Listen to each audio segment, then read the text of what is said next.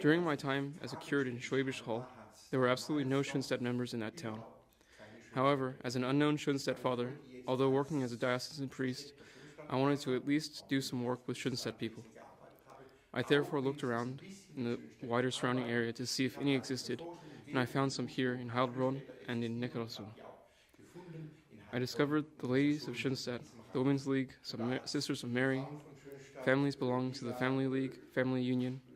In fact, there were many Schönstatt members belonging to the various branches. There were actually quite a lot. I therefore contacted them, tempted and charmed them until they agreed to a general meeting once a month.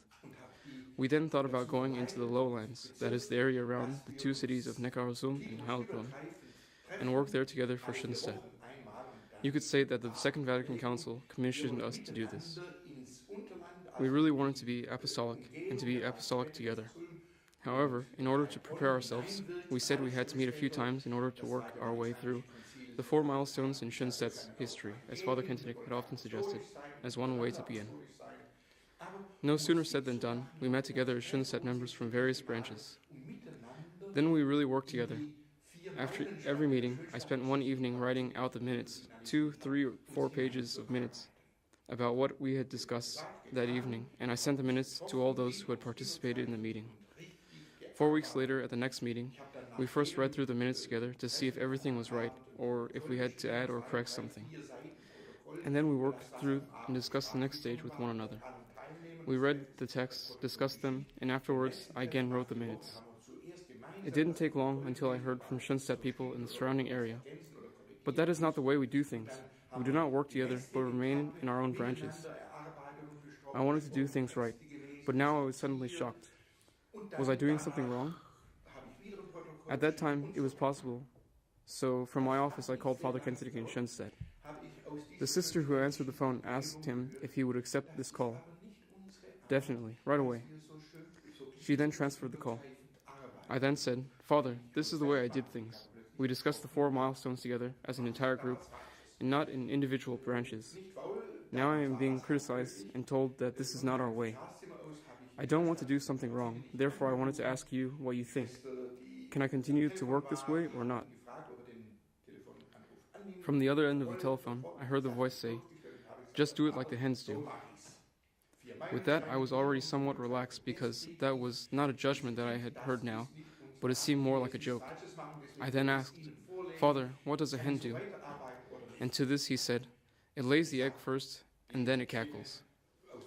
It doesn't do it the other way around. Oh, Father, thank you. I think I got the message. But just so that you know exactly what I do, may I simply send you the next minutes so that you can read along with us? And if there is something distorted or false in there, you can stop me. Yes, send me the minutes.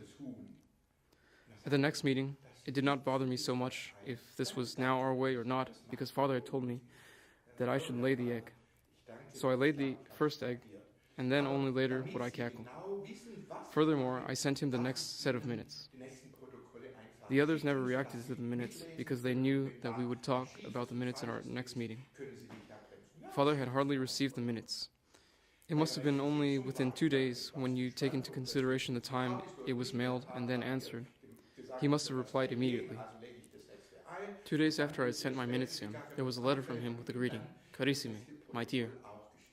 In Latin, it isn't quite so personal, and it was signed, with warm greetings, yours, J.K. So now I was in possession of a very personal letter, and in it he wrote something like this. What you are doing together, searching in the milestone for basic Schönstatt statements, and then applying them to the actual situation in Neckarosum and Heilbronn, that is a pastoral method suitable for the future. Tell the other Schönstatt priests that they should do it in a similar manner. At that time, I had absolutely nothing to do with the Schönstatt priests.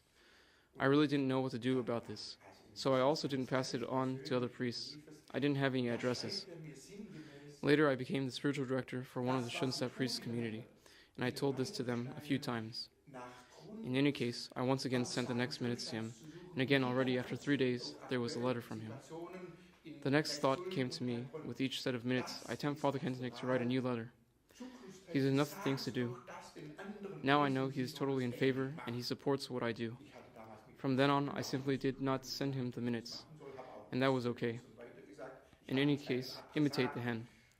It lays the egg first, and then it cackles. So that is what I have always done in my own life. First laid the egg, and then afterwards cackled. War schon wieder ein Brief von ihm da. Und dann dachte ich, jetzt verleite ich mit jedem Protokoll den Pater Kentenich zu einem neuen Brief. Der hat genug anderes zu tun. Jetzt weiß ich ja, dass er ganz dafür ist und dass er das unterstützt. Und dann habe ich ihm das Protokoll einfach nicht mehr geschickt und dann war es auch gut. Auf alle Fälle machen Sie es wie jenes Huhn.